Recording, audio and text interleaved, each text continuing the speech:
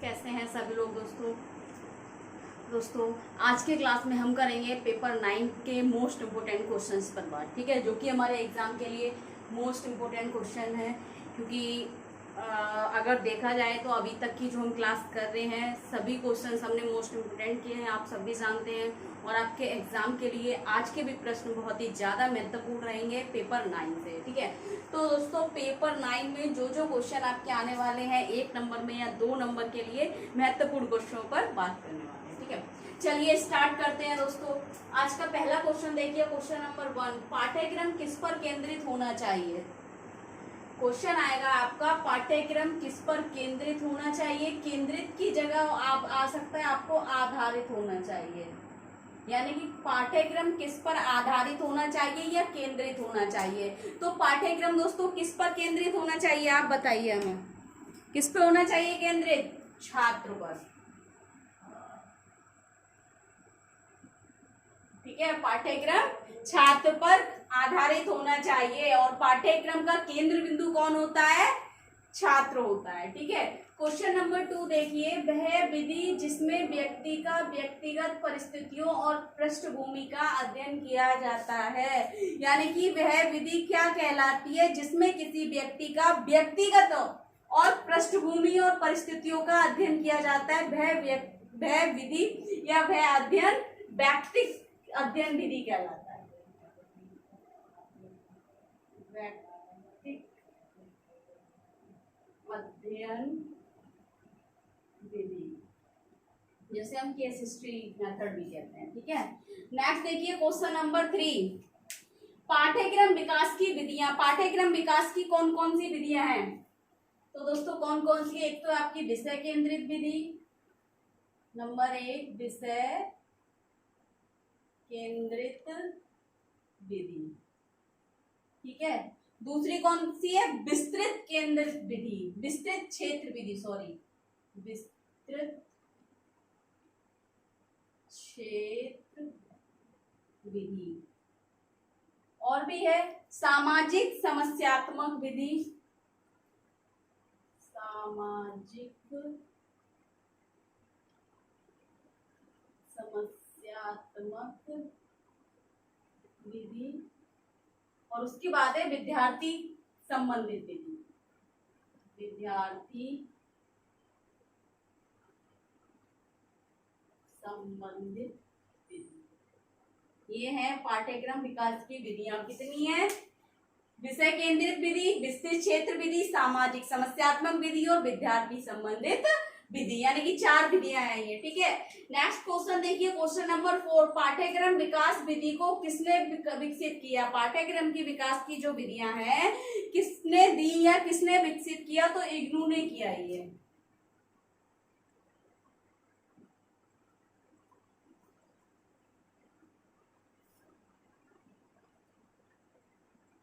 Question number 5 देखिए, पाठ्यक्रम के 2 सिद्धांत लिखिए।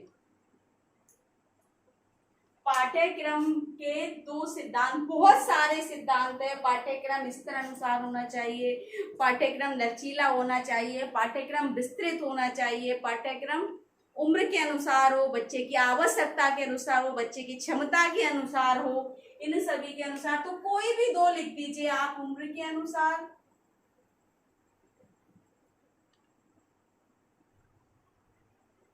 दूसरा हो गया स्तर के अनुसार।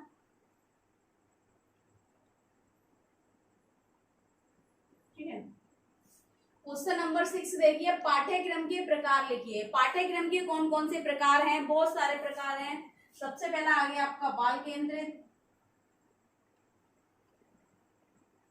बाल केंद्रित पाठ्यक्रम। दूसरा आ गया विषय केंद्रित। ठीक है, तीसरा आ गया अनुभव केंद्रित। ठीक है, शिल्प केंद्रित। ठीक है, कोर पाठ्यक्रम। कोर पाठ्यक्रम का मतलब पूछा था लास्ट क्लास में, लास्ट ईयर जब क्वेश्चन कराए थे कि मैम कोर पाठ्यक्रम क्या होता है, कोर करिकुलम क्या होता है। कोर का अर्थ होता है दोस्तों सह संबंध, यानी कि एक दूसरे से संबंधित होना। कोर पाठ्यक्रम यानी कि सह संबंधित पाठ्यक्रम। ठीक है, कोर पाठ्यक्रम। ठीक है, उसके बाद आ जाएगा आपका एकीकृत पाठ्यक्रम। ठीक है, शिक्षक केंद्रित पाठ्यक्रम। ठीक है, नवीन पाठ्यक्रम, विस्तृत पाठ्यक्रम, ठीक है, ये सभी प्रकार हैं पाठ्यक्रम के। ठीक है, बाल केंद्रित पाठ्यक्रम, विषय केंद्रित पाठ्यक्रम, अनुभव केंद्रित पाठ्यक्रम, शिल्प पाठ्यक्रम, कोर पाठ्यक्रम, एकीकृत पाठ्यक्रम, शिक्षक केंद्रित पाठ्यक्रम, नवीन पाठ्यक्रम और विस्तृत पाठ्यक्रम। क्वेश्चन नंबर 7 देखिए, छात्रों को किस आयु में पूर्व व्यावसायिक शिक्षा देनी चाहिए, यानी कि प्री वोकेशनल एजुकेशन ट्रेनिंग कब देनी चाहिए? तो उनकी है 16 से नहीं, 14 से 19 प्री वोकेशनल एजुकेशन। ठीक है, नेक्स्ट देखिए क्वेश्चन नंबर 8, व्यक्तिगत कौशल के उदाहरण लिखिए। व्यक्तिगत कौशल के कौन कौन से उदाहरण है, यानी कि पर्सनल स्किल्स लिखनी है यहाँ पर। ठीक है, तो कौन कौन से? एक तो हो गया खाना पीना, खाने पीने में खाना खाने संबंधित, नहाना, स्वच्छता, कपड़े पहनना। ठीक है, इसमें आ जाएगा सजना संवरना, सजने संवरने में सब कुछ आ जाएगा। स्वच्छता में हमारे मॉइस्चराइजर और आपका सेविंग आ जाएगा, कपड़े पहनने में ड्रेसिंग एंड ड्रेसिंग आ जाएगा, सजने संबंधे में कंघी करना, क्रीम लगाना, पाउडर, ये सारी चीजें आ जाएंगी। खाने पीने में भोजन से संबंधित हो गया। ठीक है, क्वेश्चन नंबर 9 देखिए, सामाजिक कौशलों के उदाहरण। जैसे यहाँ पर व्यक्तिगत कौशलों के उदाहरण पूछे थे, यहाँ पर सामाजिक कौशलों के उदाहरण कौन कौन से सामाजिक कौशलों के उदाहरण? देखिए दोस्तों, एक तो आ जाएगा आपका संप्रेक्षण में आ जाएगा ग्रहणशील और अभिव्यक्त भाषा। ठीक है, दूसरा आ जाएगा आपका समूह व्यवहार। समूह व्यवहार आपका परिवार में भी हो सकता है, समुदाय में भी हो सकता है, पास पड़ोस में भी हो सकता है। उसके बाद आ जाएगा तौर तरीके।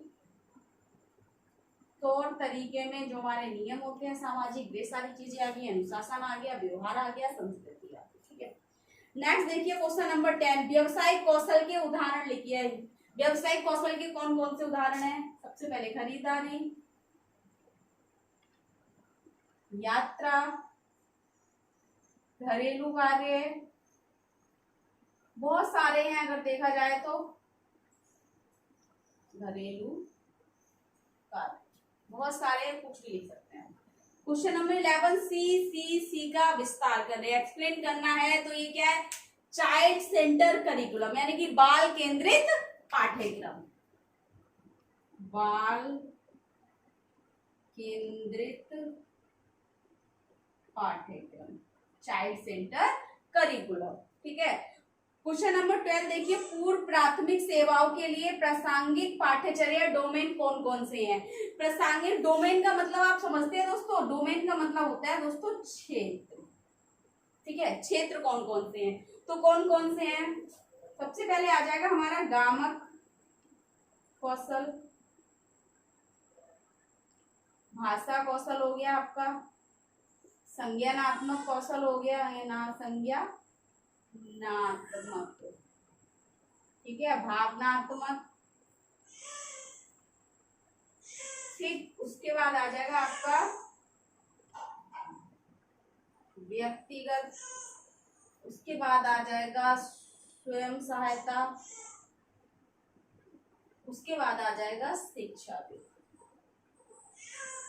ठीक, यानी कि कौन कौन से क्षेत्र है? गामक कौशल हो गया, भाषा कौशल हो गया, संज्ञानात्मक कौशल हो गया, भावनात्मक कौशल हो गया, आपका व्यक्तिगत कौशल हो गया, स्वयं सहायता कौशल हो गया और शिक्षाविद हो गया। ठीक, नेक्स्ट देखिए, सी का विस्तार क्या होगा? Core curriculum, core curriculum. ठीक है, यानी कि सह संबंध पाठ्यक्रम, सह संबंध पाठ्य।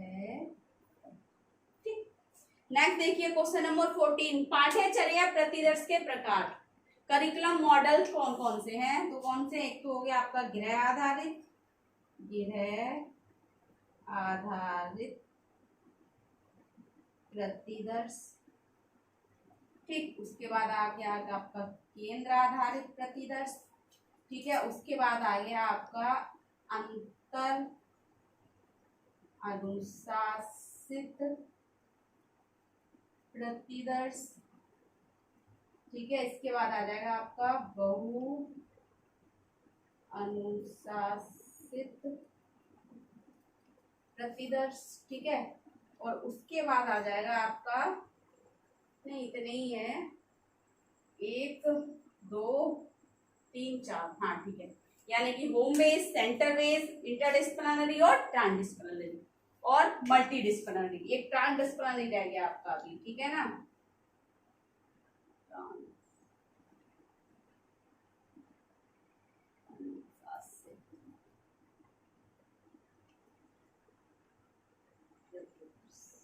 ठीक है, अब आगे नेक्स्ट देखिए क्वेश्चन नंबर 15, पाठ्यचर्या विकास के सिद्धांत लिखिए।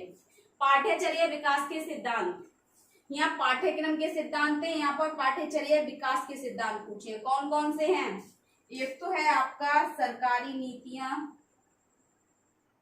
सरकारी नीतियां।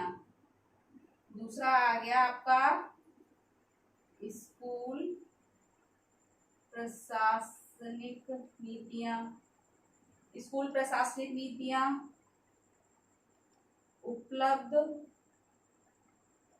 सहायता प्रणाली,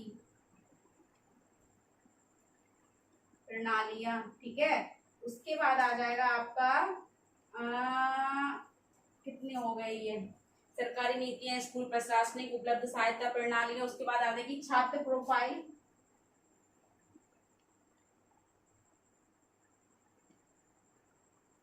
ठीक है। उसके बाद क्या आएगा, छात्र प्रोफाइल हो गई आपकी,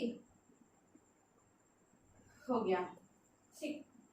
नेक्स्ट देखिए क्वेश्चन नंबर 16, पाठ्यचर्या संबंधी लेन देन के दृष्टिकोण लिखिए। पाठ्यचर्या यानी कि जो हमारा ट्रांजैक्शन है करिकुलम से रिलेटेड, तो पाठ्यचर्या संबंधी लेन देन के दृष्टिकोण यानी कि उसके अप्रोचेस पूछे उन्होंने, उपागम पूछे हैं, दृष्टिकोण या फिर उपागम। तो पाठ्यचर्या संबंधी लेन देन के उपागम कौन कौन से हैं। दोस्तों तबियत खराब हो रही है बहुत ज्यादा। पहला है आपका बाल केंद्रित, दूसरा है आपका गतिविधि, गतिविधि गतिविधि गतिविधि केंद्रित, गतिविधि केंद्रित उपागम और समग्र उपागम, ये 3 है, ठीक है। नेक्स्ट देखिए क्वेश्चन नंबर 17, शिक्षण अधिगम सामग्री का चयन किसको ध्यान में रखकर करना चाहिए। यानी कि जब आप टीचिंग लर्निंग मटेरियल का चयन कर रहे हैं तो सबसे ज्यादा किस चीज को हमने ध्यान में रखना है, किसको ध्यान में रखकर हमने पाठ्यचर्या सामग्री का चयन करना है। तो किसको ध्यान में रख के करना है, छात्र को। उसमें हमारे छात्र की आवश्यकताएं आ जाएंगी, क्षमताएं आ जाएंगी, विकलांगता आ जाएगी, ठीक है ना, सभी चीजें आ जाएगी, रुचि आ जाएगी, स्तर आ जाएगा। क्वेश्चन नंबर 18 देखिए, शिल्प पाठ्यक्रम में किन कौशलों से संबंधित शिक्षण प्रशिक्षण दिया जाता है। शिल्प पाठ्यक्रम में यानी कि यहाँ पर प्रकार है ना, एक शिल्प पाठ्यक्रम कहा गया, विस्तृत विधि शिल्प पाठ्यक्रम आ गया, ठीक है। तो इसमें किस से संबंधित कौशल प्रशिक्षण दिया जाता है। तो जैसे कि अगर हम बात करें सिलाई, बुनाई, कताई, रंगाई, इन सभी कौशलों से संबंधित कार्य सिखाए जाते हैं जो कि व्यवसाय के लिए तैयार किया जा सके। नेक्स्ट देखिए क्वेश्चन नंबर 19, पाठ्यक्रम का मुख्य उद्देश्य होना चाहिए। पाठ्यक्रम का मुख्य उद्देश्य क्या होना चाहिए, लक्ष्य प्राप्ति और छात्र का सर्वांगीण विकास। लक्ष्य की प्राप्ति और